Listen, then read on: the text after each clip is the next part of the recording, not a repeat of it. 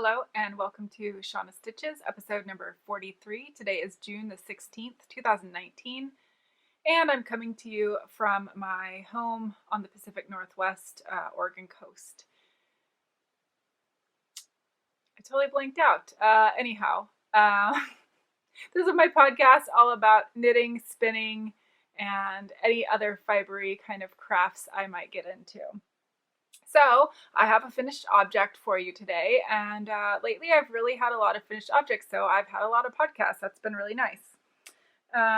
Anyhow, these are my hand-spun socks. I have two of them. And yeah, I showed you the yarn that I had spun for these last time. And I have been pretty monogamous just working on these socks, which are plain vanilla. I deterred from my normal sock recipe and I did these toe up because having a limited amount of yarn and not being able to make more or get more meant that I had no idea how tall to make the leg. And actually, as I was knitting these, I got to about here and I thought I was going to have little shorty socks, but these are actually almost as tall as any socks that I normally make. My yarn for this was slightly thicker than a fingering weight. I would say it was a sport or maybe a heavy fingering. I knit these on 2.5 millimeter needles with 60 stitches total. I did a Turkish toe-up cast on, and I used Christy from the Relatively Crafty podcast. I used her tutorial for the toe-up, and she uses this really interesting yarn over technique to create the increased stitches, and it worked so well. I normally am not a fan of doing toe up, but it was by far the easiest toe up I have ever done. These did turn out just a tad long for my feet, which are normally a little bit long on the blocker anyway. But when I put these on, the toe is just a little bit baggy, but nothing that is gonna, make me upset about them or anything. There are some things I would definitely change about the way I spin my sock yarn next time. Knowing what I know now, I would spin my singles a little bit thinner. And as I was spinning for this, I did think to myself that I needed to go a little bit thicker than probably what I could have done because I felt like it was already going to be thin. And even when I applied this as a 3-ply, it was not quite a fingering width on the, I didn't bring it, but I have a little gauge where you can put the yarn into a groove. And whatever groove it fits in is, the weight of the yarn. So after washing though, this plumped up a lot. So I definitely could have gotten more yardage, spun thinner, and I would also add less plying twist than I added. You'll notice the cuffs on both of these look quite different. And they look different than the rest of the sock, although a lot different on this one. That's because towards the top here is where I added the chain ply. So you can actually see where it changes. Right about there is a chain ply. And my chain ply twist was not as twisted. I don't know the right terminology there, but my chain ply had less twist in it than my traditional 3-ply. And again, here, about right there, that blue line is probably where it changed. But isn't it interesting how I literally pulled from the inside and the outside of a 20-gram ball for the chain ply, and they look totally different. This one came out of stripes, and this one is like micro stripes, I guess, or more muddied. It looks more like the rest of the sock. So I'm quite happy about those. This yarn, or this fiber, I should say, is a blend of 80% Targhee, 10% bamboo, and 10% silk. So the thought process there is that silk content is going to help these be a little more hard wearing, but they are a non-superwash. So I'm hoping that means, especially because they're a little bit thicker, that my feet will stay nice and warm, because it doesn't really matter. Wool socks, not wool socks, my feet are always freezing. So hopefully this will do the trick, and I can't wait to spin for another pair. That being said, let's just stay on the trend of spinning. You may or may not know, but Tour de Fleece is coming up. starts July 6th, I believe it is. So we have a couple weeks left. But I think I have chosen my next spin.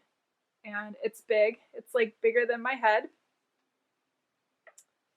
And I have two of them. This is the best picture ever. Anyway, I bought these last year at Off when I had, which is Oregon Flock and Fiber Festival in Canby, Oregon. I bought these when I had absolutely no clue about fiber or spinning or anything. And I bought them honestly because they were a really good deal. I do like the color. That had something to do with it. Plus, who can resist this? It's like a bowling ball of roving. I don't know. I love it. So the color here is granite. Oops, one just fell on the floor. So it's called Granite. This is by, well, I don't know who it's by. Actually, I do. It's ferndalefiber.com. I don't know where they're out of, but I'm guessing probably the Oregon, Washington area. And this is what's called a potluck. So it's a little bit of everything. And on the back here it says, a blend of fine domestic virgin wool, 24 micron, hand-dyed and blended into unique colorways which may vary within a dye lot. And then it goes on to tell you that you should probably alternate, which, as we know, is always a good thing. So, sorry about that. So I have over 16 ounces and 4 ounces for a commercial or standard skein that's made in a mill. 4 ounces is your 100 grams. So this should be enough, I hope, for a sweater quantity. That would be really exciting.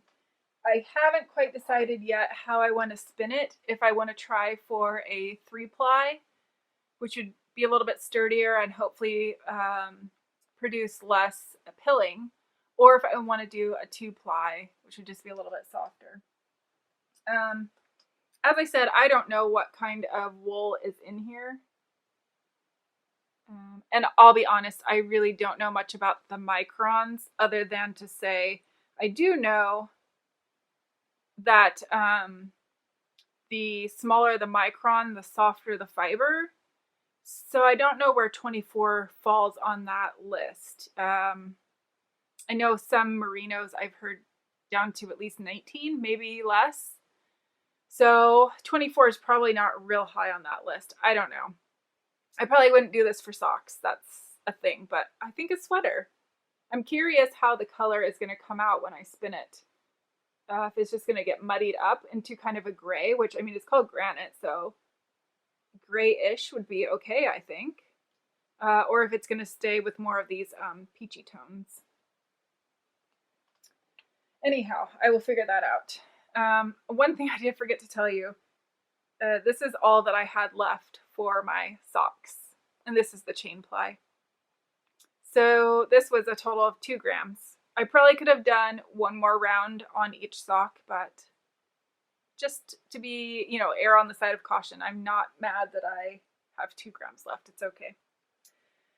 All right, last thing, I have been working on my pavement sweater, which I showed you guys last time.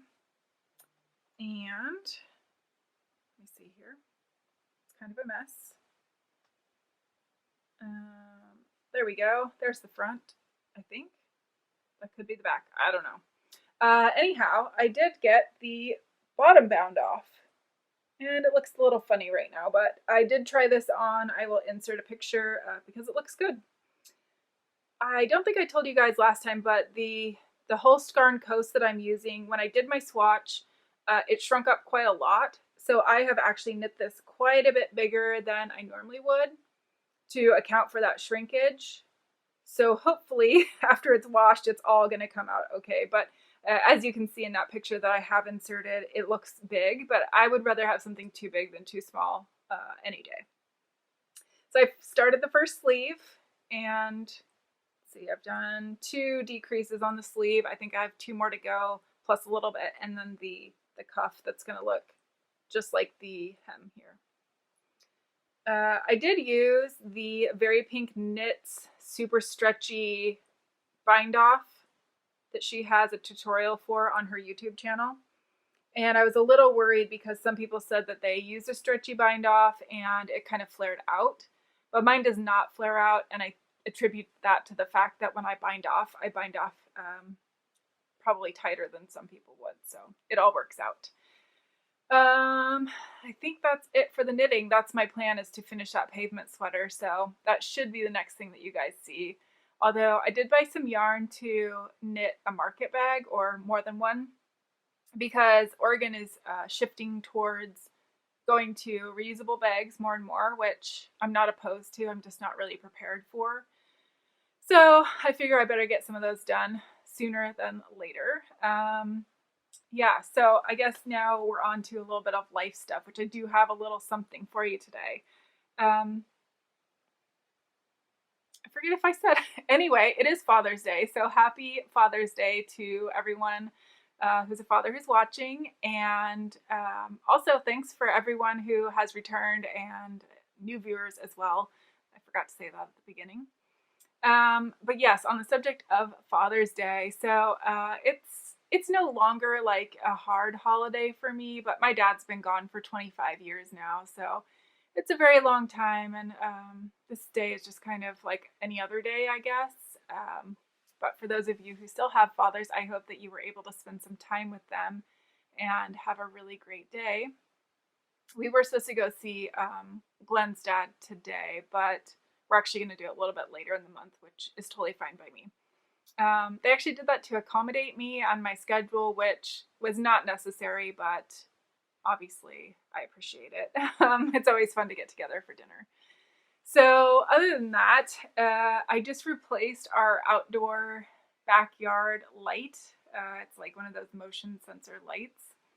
And I have to say that being a homeowner is super hard. I mean, most of the time it's great, but it's weird because all the time that I rented, I never had any problems with anything. Then I buy a house that's a new house, like brand new, and I've been here for 4-ish years, 4 or 5. I can't remember exactly when I moved in. But things break, and it's just crazy to me because I have to figure out how to fix them. And I was in the Navy. My training was in electronics, but it was not home electronics. We did like circuit cards and stuff like that. So way different.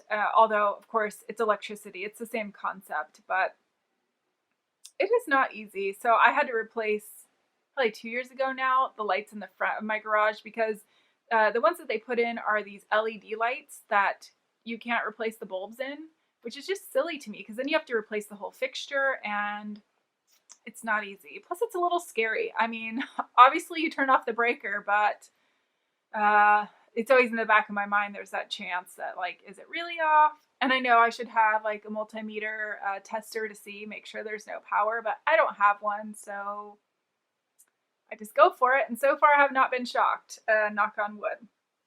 But yeah, anyway, so I just replaced that, and it literally took, I think, 4 times, because the first time we put it in and we didn't even get to the point of putting power to it. I didn't feel very secure, so I like pulled on it. Yeah, it came right out. So I had to readjust the bracket and try it again. And then the breaker, when it was turned on, was immediately tripping. So pulled it out, checked all the connections, undid some, redid it, tried it again, still tripping. And then I took it all apart, and inside, I don't know what these connectors are called, but they almost look like a fuse, like for your car. They're kind of wide like that with the clear little cover, and they had the wires in there. I'd never seen anything like that in my life. And granted, I'm not an expert at all, but still, I didn't really know anything about them, but they were already inside the wall. So I ended up replacing those with your old-fashioned orange little screwy cap things that screw the 2 connectors together, and finally it worked. But what a pain. I mean, seriously, I understand why Handyman charge as much as they do, because no one's paying me. I would much rather be paid for this. So Anyhow, those are my woes of the day. But the good news is that it's working and I can now have power to my dining room and kitchen again. So that's a good thing. Yeah, I think that's about it. So it's a shorter episode, but I really just had socks to show you. So I hope you guys are having a fabulous day and that you're getting some knitting done. So until the next finished object, I will see you then. Bye.